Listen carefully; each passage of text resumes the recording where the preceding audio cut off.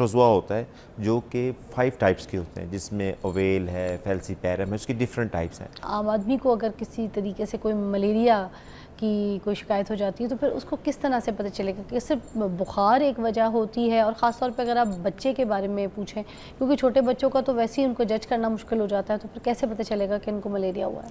देखें, जो main symptom जिसके लिए लोग आते हैं ना, वो तो बुखार ही है कि जो लोगों को एक्सपेल करती है घर से निकालने के लिए कि जाके चेकअप करवाएं।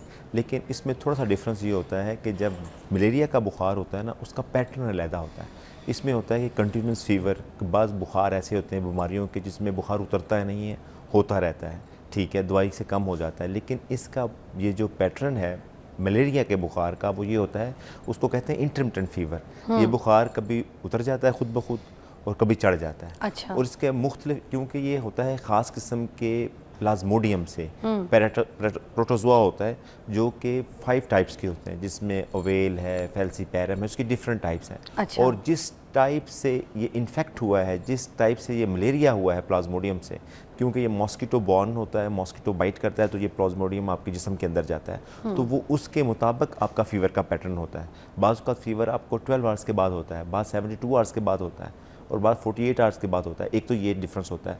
और उसके अलावा बच्चों में सांस की रफ्तार तेज़ हो जाना, और इसकी वजह से खून की कमी हो जाना, और हाइपोग्लाइसीमिया, शुगर लेवल डाउन हो जाता है बच्चों का ख़ास करके, क्योंकि बच्चों में रिजर्व्स कम होते हैं। तो उसकी वजह से जब वो यूज़ करता है, क्योंकि प्रोटोजोआ होता है वो आपके जिस्म के स्टोर्स यूज़ करता है, आपकी लाइसिस करता है रेड ब्लड सेल्स की, तो जिसकी वजह से खून में कमी हो सकती है और हाइपोग्लाइसीमिया भी हो सकता है। अच्छा, अब फिर अपने बच्चों को हम इस तरीके से बचा कैसे सकते हैं? अगर घर में स्पेशली अगर देखें ना, मच्छरदानियाँ होती हैं और स्प्रे वगैरह होती हैं, जिस्म में कोई लोशन वगैरह भी लगा दिए जाते हैं, ठीक है ना, मोटर ऑयल्स वगैरह जो चीज़ें होती हैं, वो क्या प्रोटेक्शन के लिए काफ़ी होती हैं या फिर कुछ और भी एहतियात ज़रूरी है? क्योंकि अभी भी शिकायतें सुनने को तो वैसे ही मिल रही हैं। देखें, ये एक ना प्रोटेक्टिव जो मेयर्स है ना, ये एक कंबाइन जब तक नहीं होगा तब तक नहीं हो सकता। सब हम ये सिर्फ ये सोच लें कि जी हम घर में इसको प्रिवेंट कर लेंगे, प्रोटेक्शन कर लेंगे, इस तरह नहीं हो सकता, क्योंकि ये मेनली फैलता है मॉस्किटो बाइट से। और मॉस्किटो जो है वो आपकी जो गंदी जगह है, गंदे पॉन्ड्स हैं जहाँ पे पानी खड़ा है, जैसे कि आजकल बारिशें बहुत ज़्यादा हो रही हैं, तो उसमें जब पानी खड़ा होता है वहाँ पे उनकी ब्रीडिंग साइट्स होती हैं। जब तक वो ब्रीडिंग साइट्स ख़त्म नहीं होंगी, उनको ख़त्म नहीं किया जाएगा, उसको क्लियर नहीं किया जाएगा, तब तक वो बड़ी जल्दी रेप्लिकेट करते हैं और बड़ी जल्दी मच्छर की प्रोडक्शन होनी शुरू हो जाती है। एक तो ये है कि उसको रोका जाए गवर्नमेंट के लेवल पे, या हर चीज़ गवर्नमेंट पे नहीं डाली जा सकती, इवन कि अपने कम्युनिटी लेवल पे आपके जो मोहल्ले के लोग हैं या जो आपके लोग हैं जिनको आपको देखेंगे ये पानी खड़ा हुआ है घर के बाहर, तो उसको वाइपर से साफ़ कर दें या किसी जगह पे मिट्टी वगैरह डाल दें या ऊपर उसके तेल की क्लेयर छोड़ दें ताकि वो ब्रीडिंग साइट्स ना हो। और दूसरी ये चीज़ है जो कि हम अपने लोकल लेवल पे कर सकते हैं माँ बाप, एक तो ये है कि मॉस्किटो के रिपेलेंट्स होते हैं वो यूज़ कर सकते हैं, जिस्म पे लगा सकते हैं, फुल स्लीव शर्ट्स पहने, और इसके अलावा नेट्स यूज़ कर सकते हैं, स्प्रेज यूज़ कर सकते हैं, क्योंकि इसका जो मेन जो है ना बैरियर जो कि उसको ब्रेक कर सकता है इसको मलेरिया को फैलाने से, वो मच्छर है। मच्छर को कंट्रोल करेंगे तो मलेरिया कंट्रोल होगा, ठीक है। तो लेकिन क्योंकि हमारे मुल्क में ये सब ट्रॉपिकल टाइप है जहाँ पे बारिशें गर्मियों में ज़्यादा होती हैं, तो मच्छर की प्रोडक्शन को कम करने से ही ये मसला हल हो सकता है। बाकी आप लोकल लेवल में ये चीज़ें जो मैंने बताई हैं ये करें तो इससे फ़र्क इंशाल्लाह अब अगर घर में किसी एक शख्स को मलेरिया हो गया तो क्या दूसरे शख्स को भी मलेरिया होने के चांसेस हैं या फिर कोई इस तरह से फ़र्क नहीं पड़ता? देखें, ये जो मलेरिया है ना, ये मॉस्किटो बॉर्न है, इसको कहते हैं वेक्टर एसोसिएटेड डिजीज़, कि ये एक हाथ लगाने से, गले मिलने से, खाना शेयर करने से ये नहीं होता। अच्छा। ये होता है जब एक इन्फेक्टेड मॉस्किटो, मसलन फ़र्ज़ करें कि मुझे मलेरिया है, अगर वो मॉस्किटो मुझे काट के किसी हेल्दी बंदे को काटेगा ना, तो उसको ज़रूर मलेरिया हो सकता है। तो जिस घर में अगर किसी को मलेरिया है, हाँ। तो उसमें अगर तशख़ीस हो गई है, डायग्नोसिस हो गया है, तो अगर किसी दूसरा बंदा बीमार हो गया है तो उसके चांसेस ज़्यादा हैं कि उसको भी मलेरिया हो सकता है, ठीक है, क्योंकि ये मच्छर काटने से होता है तो इसलिए ये हो सकता है। लेकिन अच्छा। ये जो होता है ना contagious, this is not contagious, this is vector borne, ठीक है। तो उसमें वही मच्छर को कंट्रोल करेंगे तो नहीं होगा मलेरिया। अच्छा, फिर ये जो मच्छर की दानी जो इस्तेमाल की जाती है, ठीक है ना, लोग कहते हैं कि मच्छर की दानी लगा के सो जाओ, बच्चों के बेड के भी जो है ना लगा दी जाती है मच्छरदानी सोते वक्त, तो ये चीज़ें सही रहती हैं, इनको इस्तेमाल करना चाहिए या बस जस्ट? डेफिनेटली ये बिल्कुल अफेक्ट करते हैं, क्योंकि मच्छरदानी से मुराद यही है ना कि आपको वो डिस्टर्ब ना करे, अंदर ना जाए मच्छर आपके वो जिस एरिया में आप सो रहे हैं।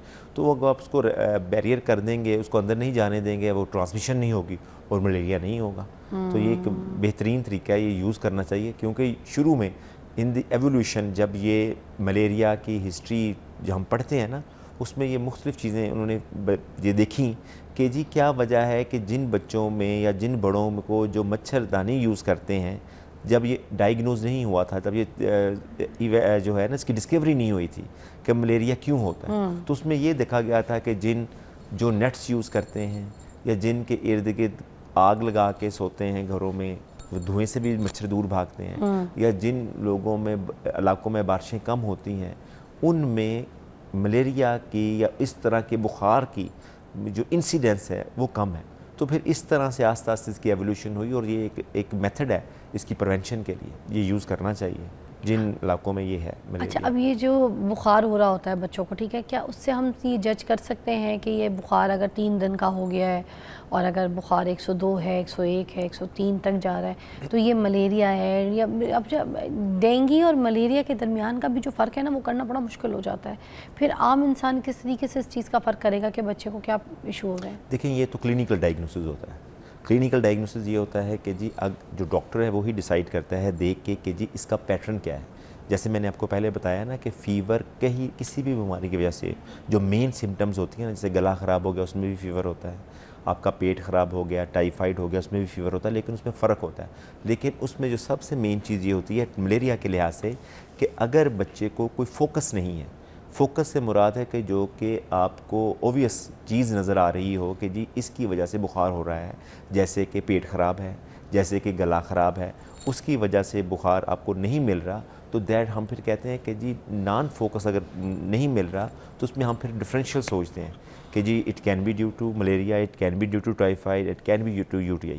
तो फिर इसके लिए वर्कअप कराया जाता है, तो उस पर फिर हम डिसाइड करते हैं। और जिन इलाकों में ये मलेरिया एंडेमिक होता है, जैसे कि ट्रॉपिकल एरिया जहाँ पे बारिशें ज़्यादा होती हैं, तो उसमें फिर हम उसको ट्रीटमेंट स्टार्ट करवा देते हैं, ठीक है।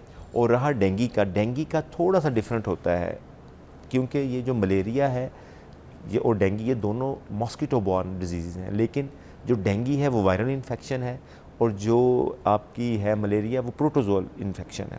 जो डेंगू में होता है ना, वो होता ये है कि जो मलेरिया है ना, वो इसका एक इंक्यूबेशन पीरियड होता है, वो स्लोली फीवर एग्रीवेट करता है और टॉप पे जाता है। लेकिन जो डेंगू का होता है ना, उसमें आपको सडन ऑनसेट ऑफ फीवर होता है, अचानक फीवर होता है, आपकी बॉडी पेन्स एंड एक्स होती हैं, हेडेक बहुत ज़्यादा होती है, रेट्रो ऑर्बिटल पेन, आपकी आँखों के पीछे बहुत ज़्यादा दर्द होती है। These are the main symptoms of dengue.